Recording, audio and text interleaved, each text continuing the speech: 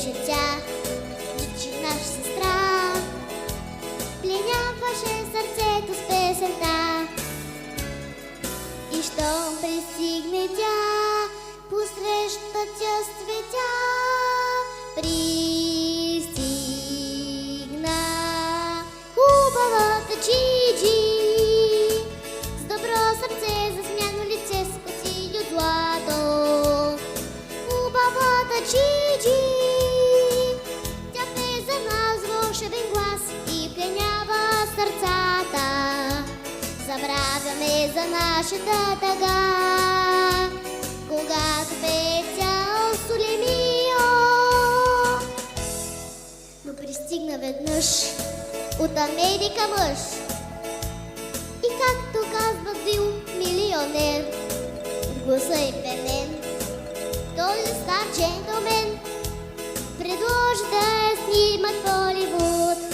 Ще ни сутринта на перона светя, изпращахме я там с хиляди сърца. Колко горда бе тя, заминава сега, за първи път с влак и то сама. И щом замина тя, сърцето опустя. Замина хубавата Джиджи, с добро сърце, засмяно лице, с коси от злато. Хубавата Джиджи, замина тя с песента, да пленява сърцата. Без нея всичко тук опустя и няма кой да пее Солемио. Те минаваха дни без мечти, без игри, заглъхнаха и селските празненства. Всеки тук остаря, всеки тук побеля, забравиха на Джиджи песента. Само ние в нощта, трима братя с тъга, си мислехме за нашата сестра.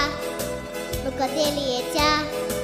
Може би е сама и пели на някой песента. И какво стана с Джиджи? Ами какво? Върна се! Пристигна хубавата Джиджи, с добро сърце, засмяно лице, с коси от злато. Хубавата Джиджи, тя пее за нас вълшебен глас и пленява сърцата. Забравяме за нашата тъга, когато пее тя Солемио.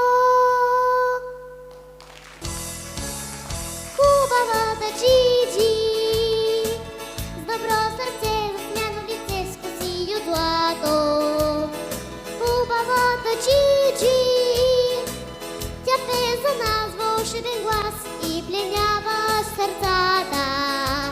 Забравяме за нашата тъга, когато пее тя Солемио. Благодаря.